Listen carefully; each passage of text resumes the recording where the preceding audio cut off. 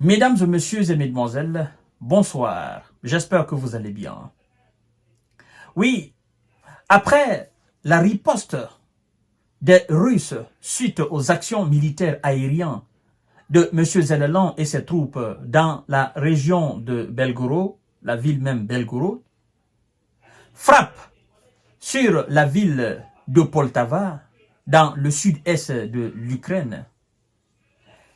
Les faiblards, je les appelle le camp des faiblards, le camp de ceux qui sont éternellement là à condamner la Russie, le camp de ceux qui sont exhortés afin qu'ils permettent une fois pour toutes des frappes de M. Zelensky dans les profondeurs de la Russie, le camp de ceux qui ont peur, je peux les appeler des peureux de la Russie. Je veux parler des alliés de M. Zelensky.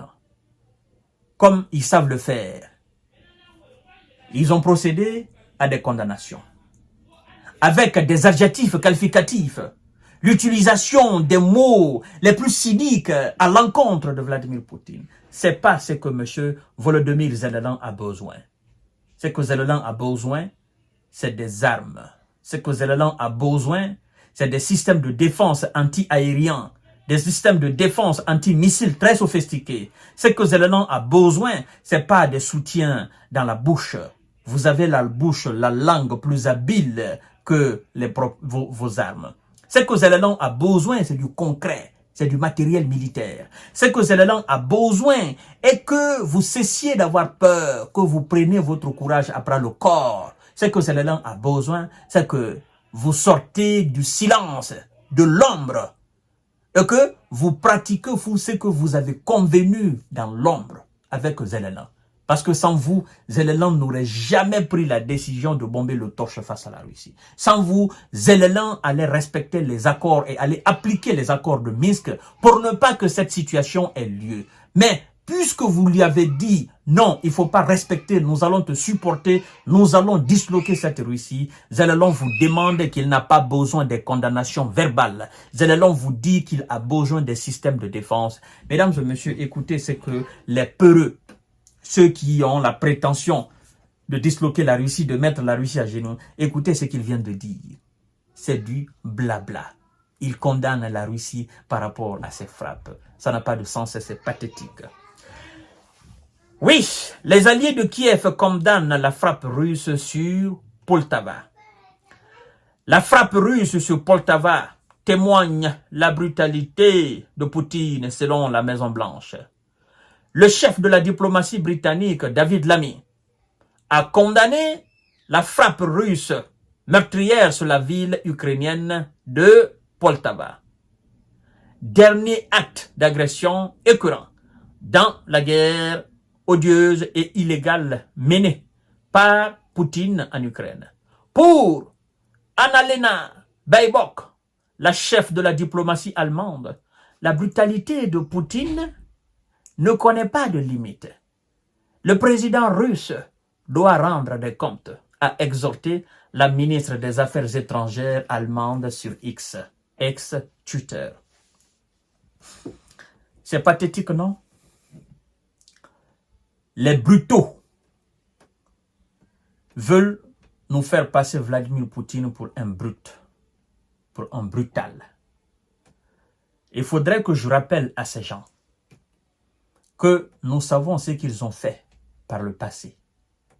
Il faudrait que je rappelle à la Maison-Blanche qu'on n'a pas oublié ce qu'elle a fait en Irak, qu'on n'a pas oublié ce qu'elle a fait en Afghanistan. Ce n'était pas des caresses, c'était de la brutalité.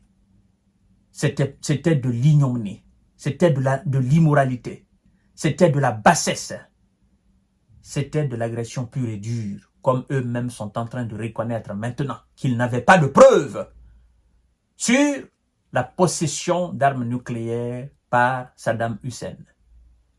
Il faudrait que je rappelle à ces gens ce qu'ils ont fait en Afghanistan.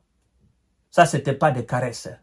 En ce moment, on ne parlait pas de brutalité de la Maison-Blanche. N'est-ce pas? Il faudrait que je rappelle à ces gens qu'ils se sont entretenus dans un accord commun Ils ont brutalisé la Libye. Oui, les Libyens sont devenus étrangers sur leur propre territoire. Ce n'était pas des caresses, c'était de l'immoralité. Ce n'était pas au nom de la démocratie, c'était au nom de leurs intérêts.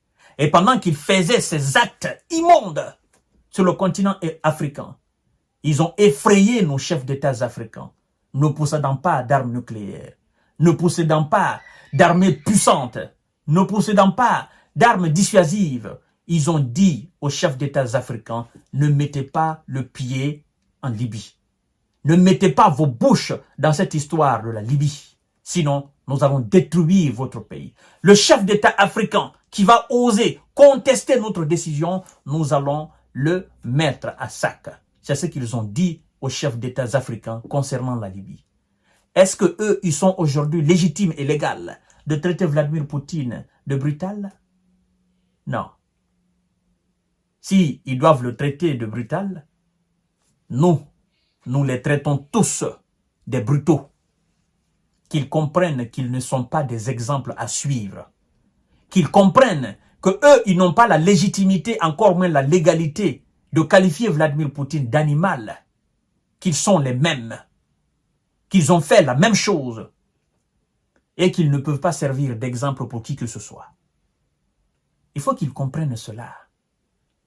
Tous ces adjectifs qualificatifs. Oh non, sa brutalité, ceci, ça. Mais on sait. Nous sommes aujourd'hui dans les conséquences de leur brutalité dans le Sahel. Parce que avant la destitution, avant la mort de Kadhafi, il n'y avait pas de terreau. Il n'y avait pas de groupe armé. Il n'y avait pas de brutaux, d'animaux sauvages dans le Sahel. Il y avait des hommes intelligents qui vaguaient à leurs occupations, qui étaient dans leur tradition, dans leur mode de vie, qui étaient dans leur civilisation. Il y avait des hommes qui se suffisaient dans leur désert, qui n'avaient besoin de personne. Et grâce à leur brutalité dans ce monde, nous sommes aujourd'hui dans les conséquences de cela dans le Sahel. Et ils viennent en pompiers pyromanes pour dire, nous allons vous défendre dans le Sahel. Il faut qu'ils comprennent qu'eux, ils n'ont pas droit à la parole au sujet de Vladimir Poutine. Que nous n'accepterons pas cela. L'Amérique peut qualifier quelqu'un de brutal? Le Royaume-Uni peut qualifier quelqu'un de brutal? La France? L'Allemagne? L'Allemagne peut qualifier quelqu'un de brutal? Les dirigeants allemands peuvent qualifier quelqu'un de brutal dans ce monde-là? Que nous autres qui savons, qui avons étudié cette histoire de ce monde, nous pouvons accepter cela? Sans la bravoure de la Russie et de son chef que vous qualifiez de brutal aujourd'hui, n'est-ce pas cette Allemagne-là, dont la ministre des Affaires étrangères qualifie Vladimir Poutine de brutal, n'est-ce pas cette Allemagne a dominé dans sa brutalité la bonne partie de l'Europe grâce à la bravoure de la Russie et de la participation accrue, très importante de nos aïeux, qu'on appelait les tirailleurs. Mais vous ne serez pas là aujourd'hui. Vous seriez aujourd'hui sous la domination de l'Allemagne. Alors vous pouvez parler de brutalité à quelqu'un? Vous pouvez dire que Vladimir Poutine est brutal?